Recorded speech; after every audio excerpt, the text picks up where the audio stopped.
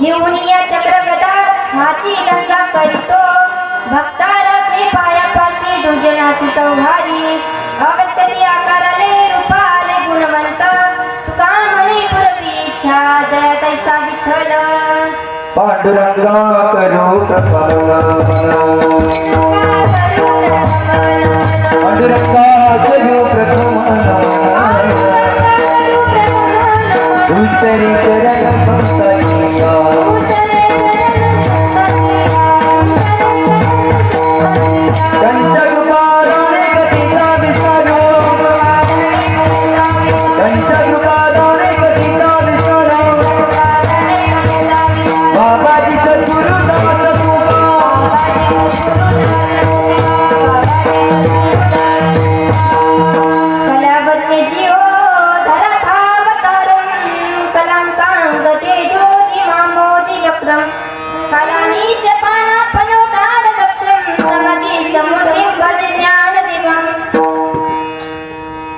ज्ञानेश्वर करुणा करा दयाळा तुमचा अनुग्रह लादलो पावन झालो चराचरी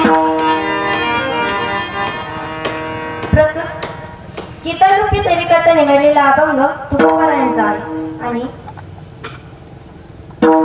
कीर्तनाकडे वळण्यापूर्वी अल्पसहा पर्याय द्यायचा गरजेचा आहे तो म्हणजे असा की आज योगीराज सद्गुरू गमगिरी महाराजांच्या आशीर्वादाने ब्रह्मलीन सद्गुरू नारायणगिरी महाराजांच्या कृपा आशीर्वादाने तसेच मठाधिपती रामगिरी महाराजांच्या यांच्या मार्गदर्शनाने खाली चालू असलेला हा अखंड हरिनाम सप्ताह तसेच श्रीमद भागवत कथा ज्यांच्या आपण पवित्र वाणीतून आपण कथा श्रवण करत आहोत ते आपले ह.प. अर्जुन गिरीजी महाराज त्यांच्या पवित्र वाणीतून आपण कथा श्रवण करत आहोत तसेच ज्ञानेश्वरी पारायण सोहळा चालू आहे हरिपाठ असेल काकडा असेल तसेच मला गायनाची साथ करणारे आमचे गोरख काका असतील त्यांचे सुद्धा आभार इकडं माझी गुरु भगिनी वैष्णवीताई रोठे आमचे रवी दादा आणि इकडे पकवाजाची साथ करणारे आमचे उद्धव काका अशी शेवटपर्यंत पकवाजाची साथ राहून द्या तसेच साऊंड सिस्टीम माझा आवाज जो पण म्हणजे तुमच्यापर्यंत पोहोचत आहोत ते आपले साऊंड सिस्टीम दादा त्यांचे पण आभार मानते आणि इकडं कॅमेरेमॅन दादा आणि सर्वांच्या चरणी आपण एकदा पुन्हा नतमस्तक होते माझी इच्छा होते की मी पहिलं कीर्तन करेल तर मातोश्रीच्या दरबारात करेल ती माझी इच्छा पूर्ण झाली मी स्वतःला भाग्यवान समजते कारण की माझं कीर्तन म्हणजे मी एकदा म्हटले माझं कीर्तन घ्या म्हणून ते गावकऱ्यांनी घेतलं मी प्रथम गावकऱ्यांचा अभिवादन मानते आणि सेवेला सुरुवात करते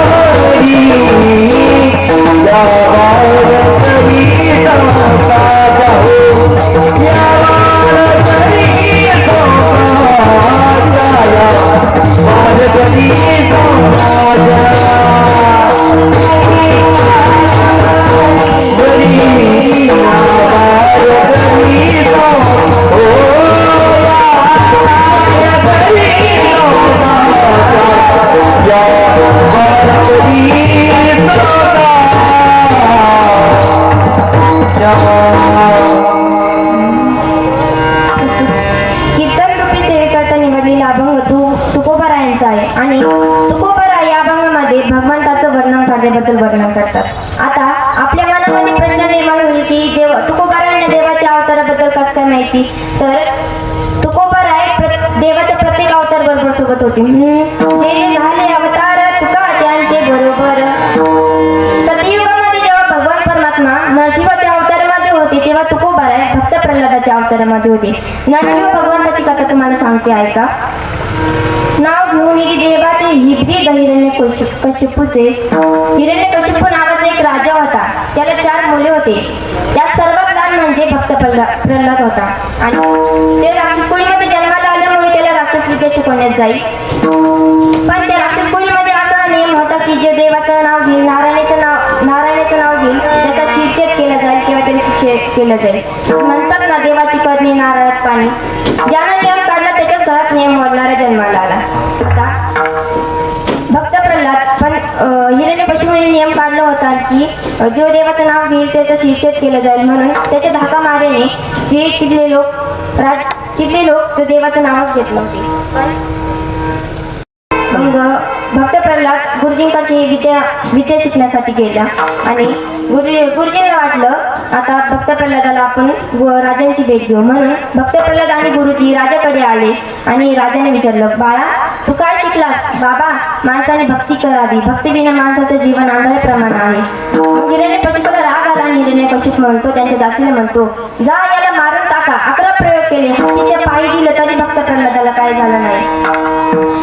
डोंगरावरून ढसळण्यात दिलं तरी भक्त प्रल्हादाला काय झालं नाही. सापेच्या गुहेमध्ये टाकलं तरी भक्त प्रल्हादाला काय झालं नाही. का तर ते देवाचं नामस्मरण करायचं. देव राखितया मारी नको ना. देव राखितया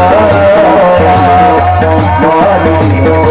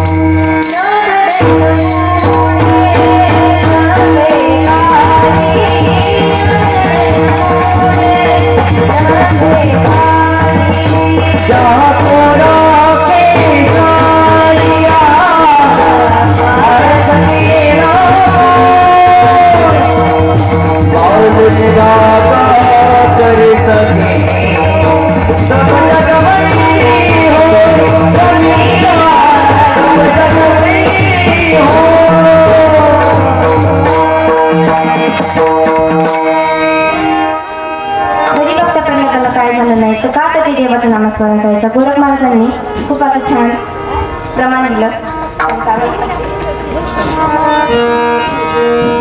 मला सांगायचं काय की तुकोबाराय प्रत्येक देवाच्या अवतार बरोबर सोबत होते. आणि हिरण्यकशिपू म्हणाला, प्रल्हाद तू खूप अहंकार झालाय. सांग कुठे तुझा देव? बाबा, माझा देव नाही अशी जागाच नाही. सर्वकडे माझा भगवान परमात्मा.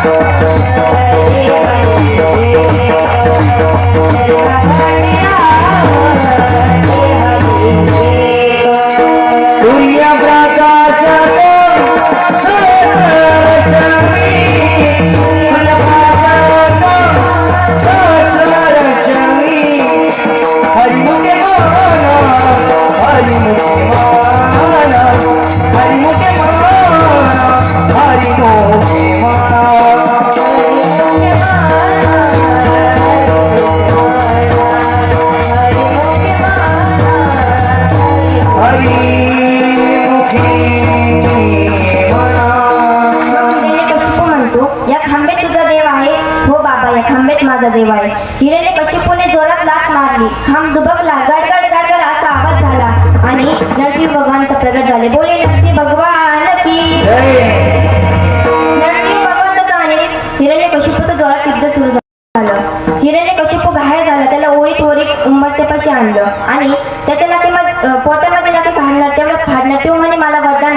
तुला काय वरदान आहे? मला पशुकडून मरण नाही, मला मनुष्यकडून मरण नाही. तू म्हणे हो म्हणे, तुझं म्हणणं बरोबर आहे. मी तर पशु नाही, तर मनुष्य नाही, मी नरसिंह भगवान आहे. आता मी तुला मारू शकतो. मला अजून एक वरदान आहे. काय वरदान? मला बाहेर मरण नाही, मला घरात मरण नाही. आता ही उंबरठा अशी जागा आहे की जी घरातली नाही, घरातली आतली नाही, ती मध्यभागी आहे. त्याची रोज पूजा करावी. का तर जेणेकरून आपल्या घरामध्ये वाईट गोष्टी प्रवेश करू शकणार नाही. मला अजून एक वरदान आहे. काय वरदान? मला शस्त्राने मरण नाही, मला अस्त्राने मरण नाही. मी आता तुझ्यासाठी नखे वाढून ठेवले, आता मी तुला फाडणार. तेवढ्यात तो म्हणाला मला अजून एक वरदान आहे. काय वरदान आहे? मला रात्री मरण नाही, मला दिवसा मरण नाही. म्हणे नीट बघ, आता सायंकाळ झाली, मी तुला आता मारू शकतो. म्हणे अजून एक वरदान आहे. काय वरदान? मला 12 महिन्यापैकी एका महिन्यात मरण नाही. अगं देव म्हणाले मी तुझ्यासाठी खास अधिक 13वा महिना काढून ठेवला आहे. भगवंताने हिरण्यकशिपूच्या पोटामध्ये नखे घातले आणि टार टार टार फाडली आणि हिरण्यकशिपूचा अंत झाला. मला सांगायचं काय तर त्रेतायुगामध्ये जेव्हा राम अवतार होते तेव्हा तुकोबार आहे. युगामध्ये जेव्हा राम अवतार होते तेव्हा तुकोबार आहे. अगत अवतार होते. द्रौपदी युगामध्ये जेव्हा भगवान श्रीकृष्णाच्या अवतारामध्ये होते तेव्हा तुकोबार आहे. उद्धवाच्या अवतारामध्ये होते आणि कलियुगामध्ये जेव्हा श्रीकृष्ण पांडुरंगाच्या अवतारामध्ये होते तेव्हा तुकोबार आहे. नामदेवाच्या अवतारामध्ये होते. जगद्गुरु तुका अवतार नामायाचा संप्रदाय सकाळ तेथून या. मला सांगायचं काय की देवाचे प्रत्येक अवतार बरोबर तुकोबारासोबत होते. पण तुकोबाराला कसं काय माहिती की देव कसा अवतार घेतो हेच माझा भंगाचे प्रथमच आहे. हे मोनिया चक्रगदा, हे मोनिया चक्रगदा, हे मोनिया चक्रगदा, हे मोनिया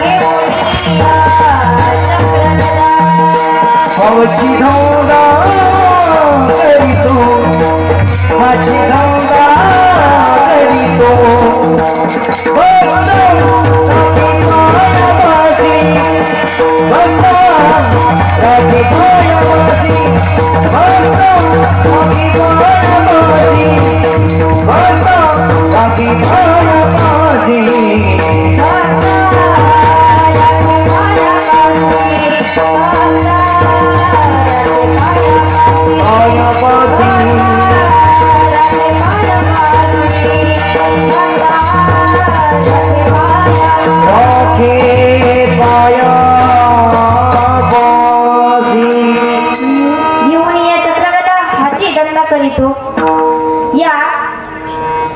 याच्यामध्ये सर्व लोक धंदा करतात. कोणी शेतीचा धंदा करतात, कोणी दुकानाचा धंदा करतात, कोणी चपलीचा धंदा करतात, कोणी चोरीचा धंदा करतात, तर कोणी फसवणुकीचा धंदा करतात.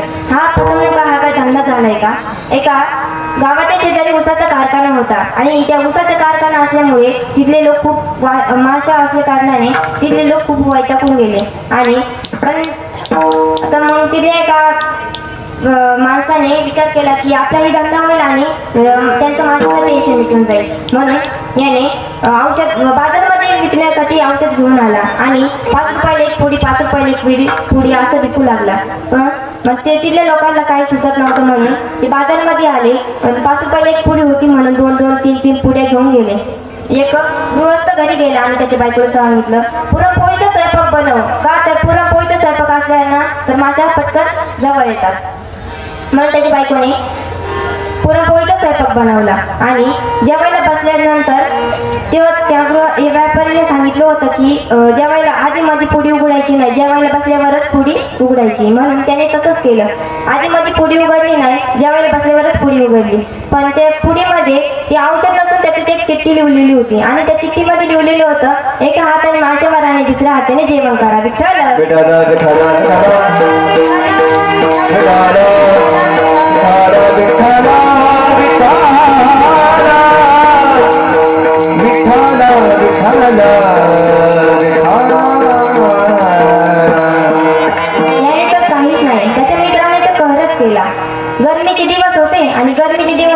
कारणाने खूप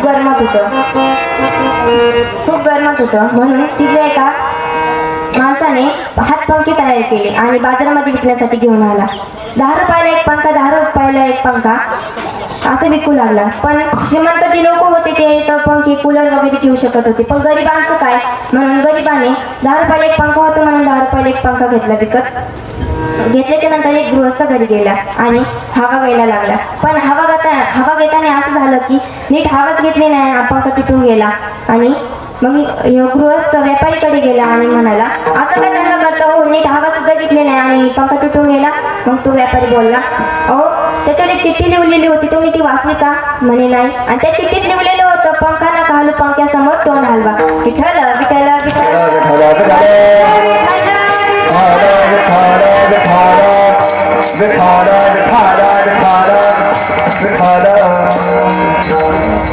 हा तर फसवणुकीचा धंदा आहे. आता चोरी करणं, आता लोक तर चोरी करून पोट भरतात. आता चोरी करण्याची तर अक्कल तर पाहिजे ना. एक चोर अशा घरी चोरी करण्यासाठी गेला की ज्याला नीट दरवाजे सुद्धा नाही, नीट बल्ब सुद्धा नाही. अशा घरी ते चोरी करण्यासाठी गेला तर गेला नीट तर पाहून तर जावा ना. खाली झोपलेला होता पप्प्या आणि त्याच्या शेजारी झोपली होती त्याची आई.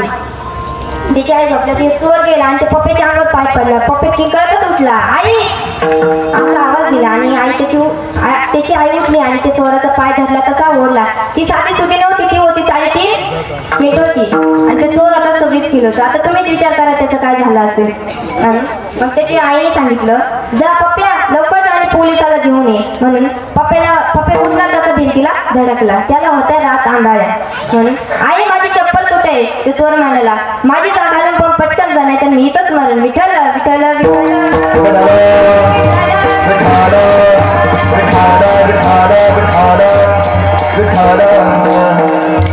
आता खोटं किती बोलावं हे सुद्धा कोणाला कळत नाही. आता एकादशीला एका गावामध्ये एका माणसाचं कीर्तन व्हायचं, दर एकादशीला व्हायचं. म्हणून ते तिथल्याच एका 20-22 वर्षाच्या मुलाला ते कीर्तन खूप आवडलं आणि कीर्तन संपल्याच्या नंतर तो मुलगा महाराजांकडे गेला आणि महाराजांना म्हणा, महाराज मला माळ घालायची. म्हणे माळ घालायची? म्हणे हो. म्हणे मी तुला सांगितलेल्या प्रश्नांची तुला उत्तरं द्यावे लागेल. म्हणे हो देतो. महाराजांनी प्रश्न विचारायला सुरुवात केली. म्हणे आद्यपान करतो का? म्हणे नाही. आई वडिलांची सेवा करतो? म्हणे हो. म्हणे तीर्थाला जातो? म्हणे हो. म्हणे तुझ्यामध्ये सगळे सद्गुण आहे, तुझ्यामध्ये एकच अवगुण सांग की ज्याने मी तुला करून माळ घालीन. त्याने सांगितलं, महाराज माझ्यामध्ये एकच असा अवगुण आहे की मी कोणालाच आणि कुठंच खरं बोलत नाही. विठ्ठल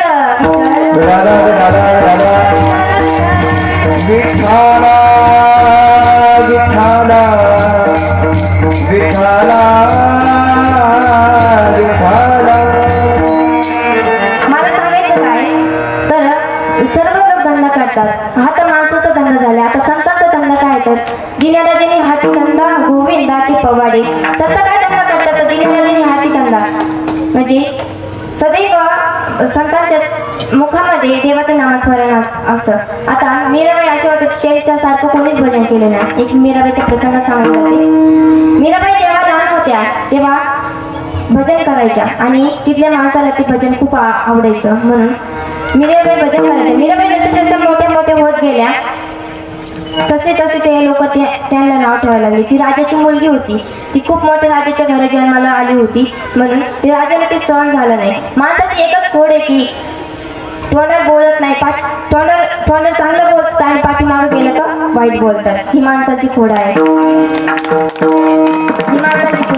म्हणून ती माणसं राजाला हे करू लागले. राजा म्हणाला, मीरा अगं तू भजन बंद कर नाही तर विषाचा प्याला घे. म्हणून मीराबाईंनी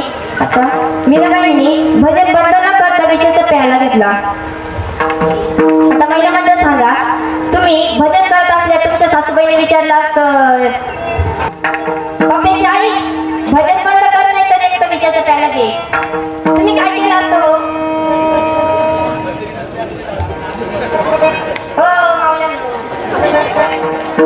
काय केलं असतं? विषाचा प्याला घेतला असता हो ना, तर नाही भजन बंद केलं असतं. पण तसं मीराबाईंनी केलं नाही. मीराबाईंनी विषाचा प्याला घेतला आणि जसं पाणी आपण पितो तसं मीराबाईने घट घट घट विष पिऊन विषी का प्याला राजाजी ने भेजा हो विषी का प्याला राजाजी ने भेजा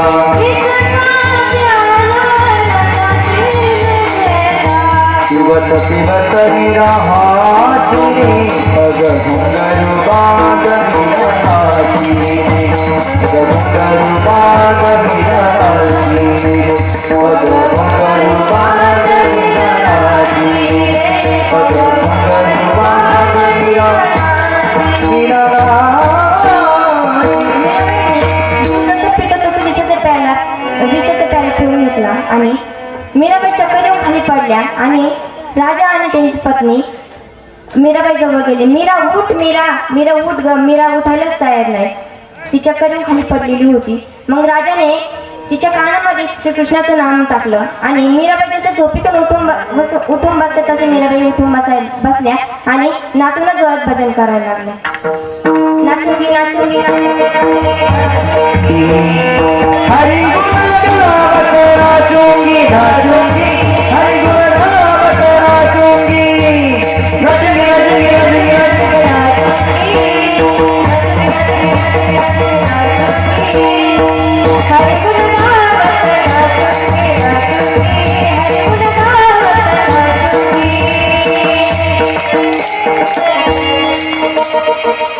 मीराबाईंनी भजन बंद न करता विषयाचा प्याला घेऊन घेतला. मला सांगायचं काय तर देव म्हणजे आता कोणी चोरीचा धंदा करतात, कोणी फसवणुकीचा धंदा करतात. हा तर माणसाचा धंदा झालाय, तर संतांचा धंदा तर भजन करणंच आहे. मला सांगायचं काय संत धंदा करतात. संत कोणता धंदा करतात तर दिनरजनी हाची धंदा गोविंदाचे पवाडे. संत हा धंदा करतात. म्हणून आता भक्तावरती संकट आले देखील भक्तावरती संकट आल्यावर तो भक्ताचं रक्षण करतो आणि गुरुजनाचा संवाद करतो. आता तुकोबारायला कसं माहिती की तो कसा कोणाचं रक्षण केले हेच माझा कामाचं दुसऱ्याच्या भक्तारा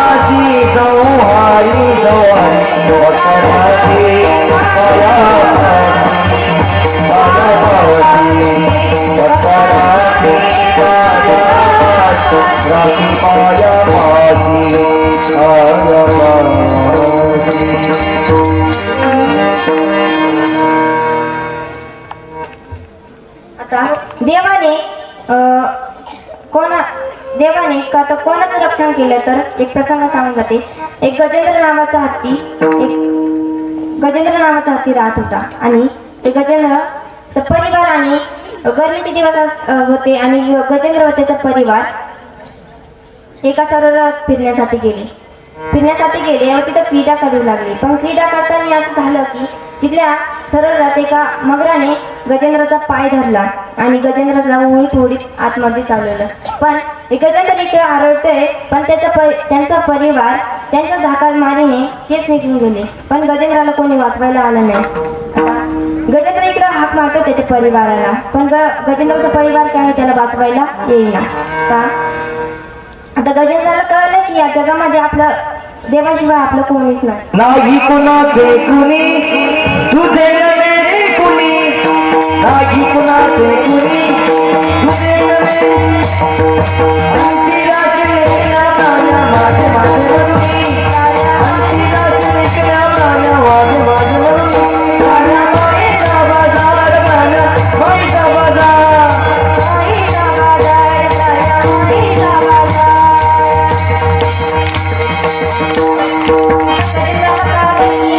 या आता आपल्याला देवाशिवाय आपल्याला कोणीच वाचू शकत नाही, म्हणून आता गजेंद्र परिवाराला हाक न मारता आता देवाला हाक मारतोय.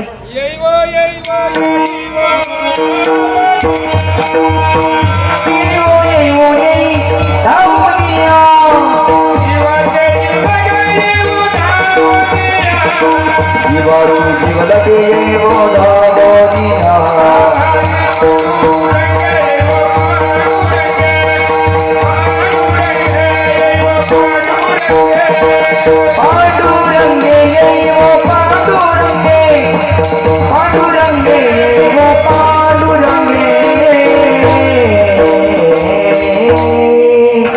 गजेंद्र देवाला हाक मारतोय आणि देव त्याच्या भक्ताची तळमळ म्हणजे ते तळमळ बघितली त्याने, देवाला सुद्धा त्याची तळमळ राहिना, म्हणून भगवंत गरुडावर स्वार करीत आले आणि गजेंद्राने बघितलं की देव गरुडावर स्वार करीत आहे, म्हणून गजेंद्राने तिथल्या सरोवरातलं एक कमळ घेतलं आणि भगवंताच्या हातामध्ये फेकलं. भगवंताने ते हातामध्ये घेतलं आणि सुदर्शन चक्राने नगराचा शिरछेद केला.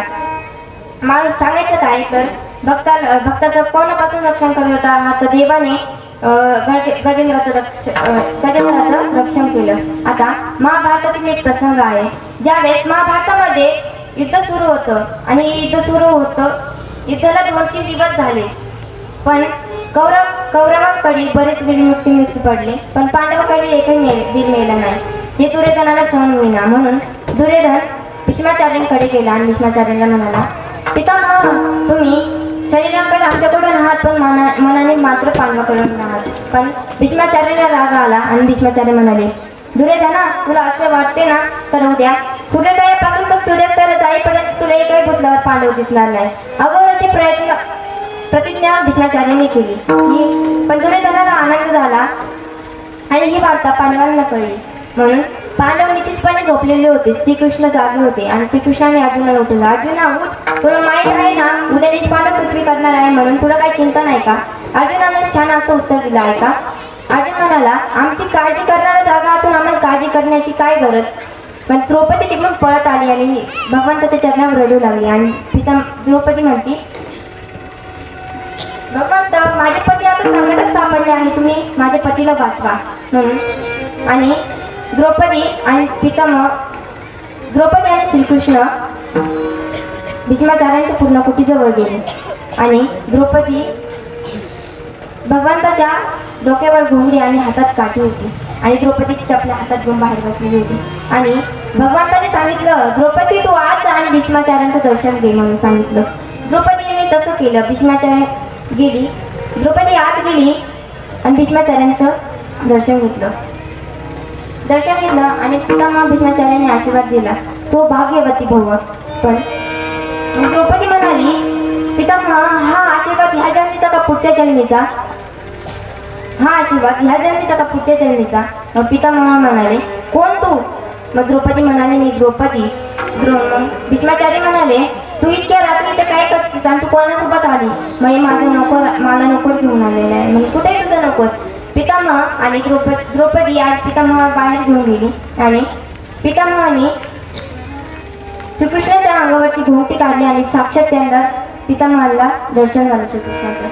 तर पितामह म्हणाले, माझ्यासारखे अनेक भीष्म होऊन गेले पण पांडवांचं देखील एकही केस वाकडा करू शकले नाही, का तर त्यांच्या पाठीशी आहे. दुसऱ्या दिवशी युद्ध सुरू झालं. भीष्माचार्यांचा व अर्जुनाचा रथ समोर आला आणि भीष्माचार्याने शेवटचा बाण धनुष्याला जोडला. हे अर्जुनावर सोडणार, अर्जुन मरणार. श्रीकृष्णाने बघितल्याच्या नंतर रथातून खाली उडी मारली हे सुदर्शन चक्र हातामध्ये घेतलं तेवढ्यात पितामहाने पण रक्तातून उडी मारली आणि पितामह म्हणाले, माझ्यासारखे अनेक भीष्म होऊन गेले पण पांडवाचा देखील एकही केस वाकडं करू शकला नाही. आता तो मला मारला तरी चालेल. पितामह भगवंताने ही ऐकून देवाने माघार घेतली आणि मारला तरी चालेल. पण भीष्माचार्य म्हणाले, तू तो प्रतिज्ञा केली होती का मी त्याच्या वेळी हातात शस्त्र धरणार नाही. आता तू प्रतिज्ञा मोडलीस. आता तुम्हाला मारलं तरी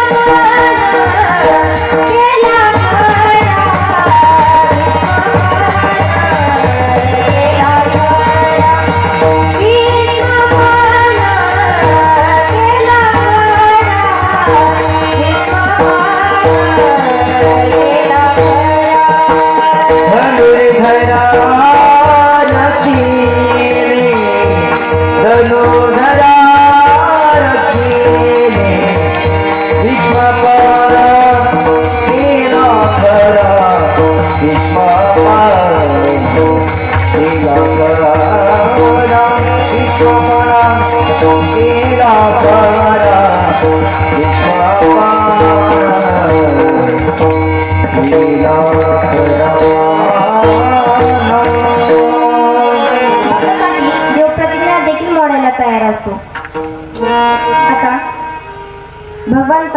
आता भीष्माचार्य म्हणजे भगवंताने प्रतिज्ञा देखील भक्तासाठी प्रतिज्ञा देखील मोडली. हेच माझा भावाचे किस्सा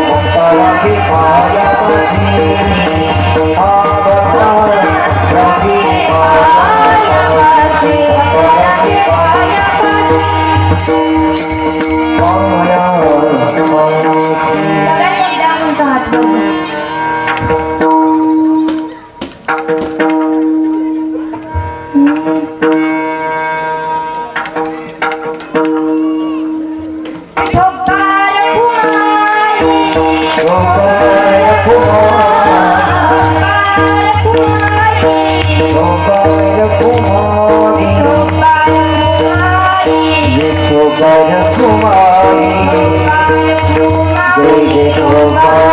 अरे चला हार हार चला लवकर विठोबार कुमारी विठोबार कुमारी विठोबार कुमारी जय जय विठोबार कुमारी विठोबार कुमारी विठोबार कुमारी विठोबार कुमारी विठोबार कुमारी